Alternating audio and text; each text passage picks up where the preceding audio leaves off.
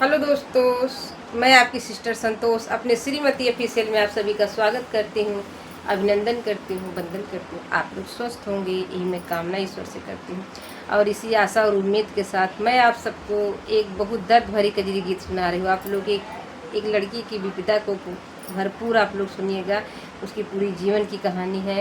ये बात सत्य है कि अगर बेटी का ससुराल बढ़िया है तो मैके में इज्जत है, नहीं ससुराल बढ़िया है तो मैके में इज्जत नहीं। इज्जत है तब तक पिता है, और जिसके सर से पिता का साया उठ गया है उसके घर में मैके जाने में एक नहीं लाख बार सोचना पड़ेगा। चलो मैं सुनाती हूँ, आप लोग फुल वॉच करिएगा, लास्ट तक बने रहिएगा। लास्ट में इसका निष्कर्ष निकलेगा। कैसा लगता है आप लोग ज़रूर बताइएगा। अच्छा लगे तो लाइक करना, सब्सक्राइब करना, ज़्यादा से ज़्यादा शेयर करना। अपनी इस बहन का अपना प्यार द्वारा आशीर्वाद दीजिएगा। जय माता दी।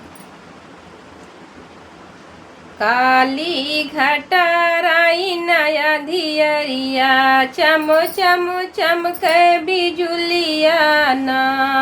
काली घटाराई नया धियरिया, चम चम चमक बिजुलिया ना। आधी रात पिया से जिसे चली गए, धैल है दखनी बनी जिया ना। आधी रात पिया से जिसे चली गए, पकड़ ले हैं दखनी बनी जियाना। पकड़ ले हैं दखनी बनी जियाना, पकड़ ले हैं दखनी बनी जियाना। आधी रात पिया से जिसे चली गए, पकड़ ले हैं दखनी बनी जियाना। एक पहर बीता दुई पहर बीता, एक पहर बीता दुई पहर बीता, बीती गए तीसर पहरवाना। झझके के उठाई पतरी तिरियवा, पिया जी के रहिया जोहारे ना। झझकी के उठी पतरी तिरियवा, पिया जी के रहिया जोहारे ना। पिया जी के रहिया जोहारे ना, पिया जी के रहिया जोहारे ना। झझकी के उठी पतरी तिरियवा, पिया जी के रहिया जोहारे ना। भोर होत सासू जी जगाव, उठा भवर भाई बिन सरवाना।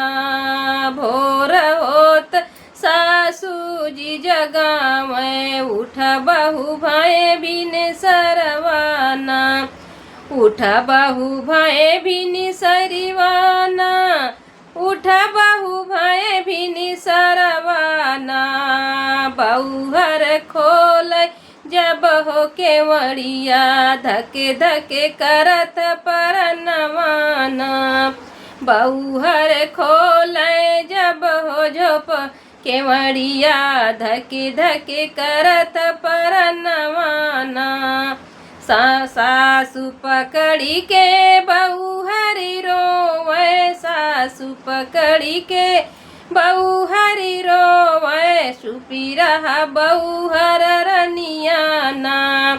कौन संकट तुही भोरे परिगा, काहे ढूरी मोतिया सुअन ना।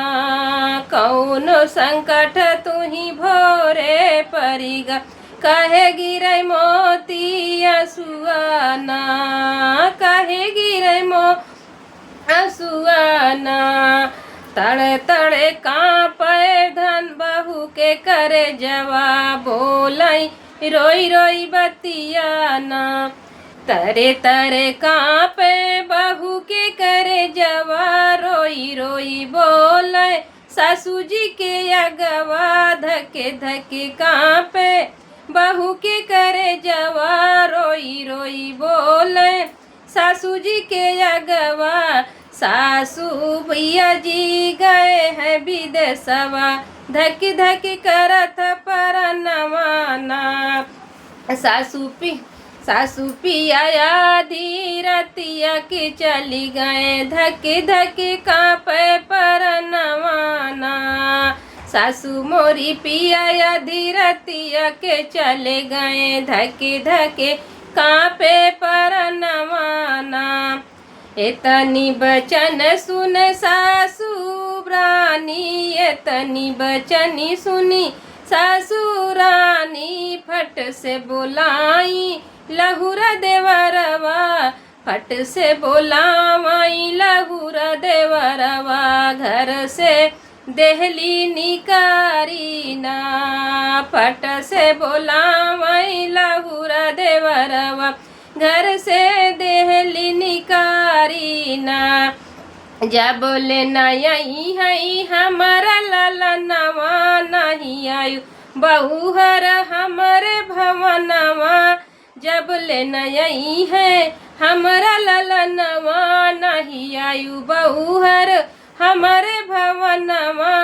रोई रोई बहुहर कराती बिनितिया, सासू न मानई बचनिया ना, रोई रोई बहुहर करती बिनितिया, सासू न मानई बचनिया ना, सासू न मानई बचनिया ना।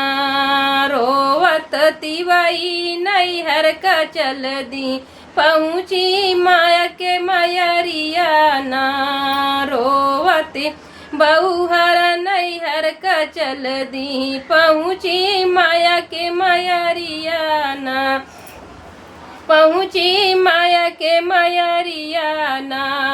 रोवत बहुहर नैहर का चल दी, पहुँची माया के मयरिया ना। माया के पकड़ी बेटी फूटी फूटी रोवाई, रोई रोई अपन दिल कर बात कहे, माया पकड़ी बेटी फूटी फूटी रोवे, अपने मन के बातें काहे, माया तो बोली नहीं पावे, भाभी घर से निकारे ना, माया बेचरिया बोलयू न पावे, बहुहर घर से निकारे ना। जहाँ से आयु हे रे पपिनिया, वही का तू चली जायू ना, जहाँ से आयु हे रे पपिनिया, होई का तू चली जायू ना। भाभी निकारई द्वारे भिखारी, भाभी निकारे द्वारे खाड़ी, भैया अपनी पकड़े गाड़ी, भैया अपनी निकाले गाड़ी, बही निकलई के चले हैं ससुरवा, छोड़ी दे राही जाई ना, बही निकलई के निकरे ससुरवा, छोड़ी दे जाई के दुआरिया ना। दुए जी के स्वही निकल उठे हैं पे भैया, बहिनी के भेजी भैया लौटे भवनवा, भैनी का बेजी भैया लौटे भवनवा, लौटी कने ले खबरिया ना, बहिनी का भेजी भैया लौटे भवनवा, बहिनी के ले न खबरिया ना, बहिनी का भेजी के हो भैया लौटे अपने भवनवा ना।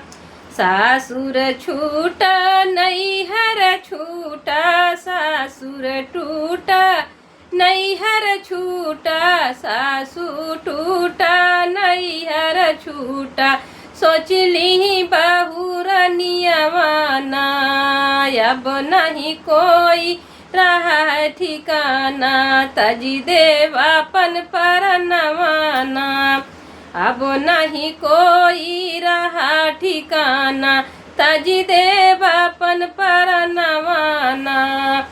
जाई के पहुँची गंगा किनारे, गंगा मैं से करती रजियाना, एक लहर मैया मरत्यु आपन हमहू जाइत समाईना, एक लहर गंगा माई जो मारई बेटी गई ही दहाई ना।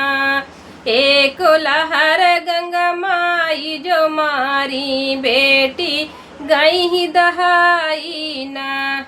बाय बाय दोस्तों।